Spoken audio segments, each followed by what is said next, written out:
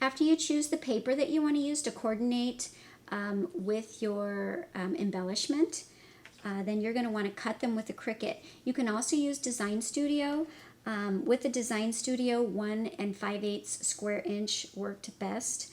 But for our purposes today, I'm going to show you how we the cuts with the expression machine, and they were like 1 7/8 inch to 2 inches. So, like for instance, with this fun embellishment, we used actually for this size, we used the Cricut Design Studio to cut 1 5/8 inch square. And then this one was cut with the Cricut machine to cut 2 inches height. And this one, this one was cut at 1 7/8 inch height with the Cricut. And I might add, when you're choosing your colors, you might want to choose a two-sided paper, because if you'll notice on the back, since there's nothing fun, if your necklace tends to flip around, then it'll show a ugly back and it won't have the pretty paper. So you might want to choose a two-sided paper. To cut these shapes today, we used the storybook cartridge, and in the book, it's actually on page 70, and it's called the Accent Blackout. So we took our favorite embellishment, and we added the backing, or the paper as well. And by use of our terrifically tacky tape, you need to stick it on the back of your metal, peel the top part off, and you want it to be two-sided tape so it doesn't slide around in the melting pot. Then go ahead and adhere it.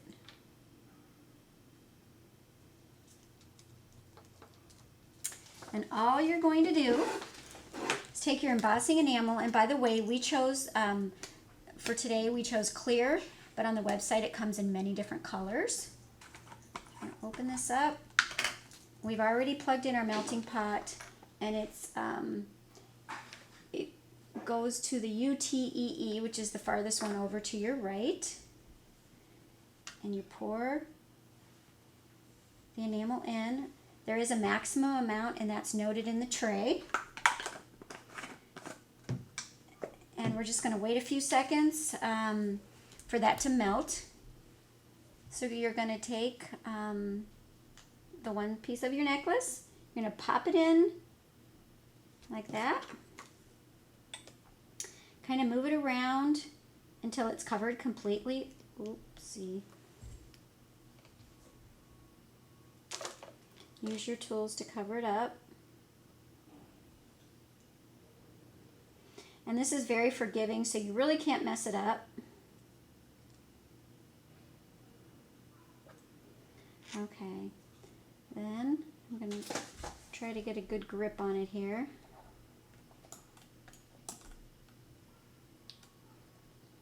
And you're going to pop it on your non-stick sheet, which we sell those as well. It's actually called a non-stick craft sheet. This is what this is right here. Just going to wait a few minutes. It doesn't take too long to dry, so we're going to wait a few minutes for that.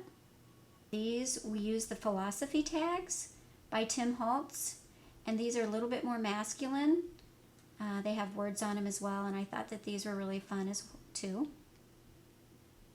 And then also, while that's drying, I wanted to mention that the chain that I'm wearing, as well as this one, is a Tim Holtz ball chain. We sell those. You can also use a chain, a sterling silver chain that you could buy at your local craft store or somewhere nicer than that to use for the chain. And also these other little links right here are the jump rings by Tim Holtz. So we really have everything necessary on our website for you to make these. Let me test this out a little bit. Okay, it just pops right off. And then we're going to take our Tim Holtz scissors and just shape it up a little bit. Cut the plastic. It cuts very easily. So if you can cut the best you can around your shape. And then you can take the excess and it goes right back in the pot so you don't waste it.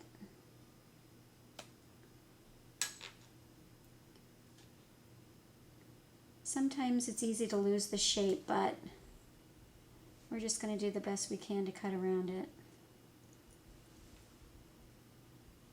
Okay, let's see.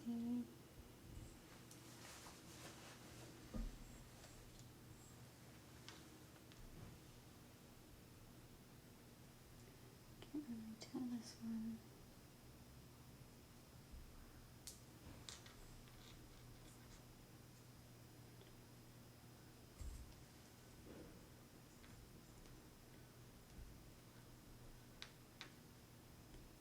I have some little bubbles in mine, but that's okay.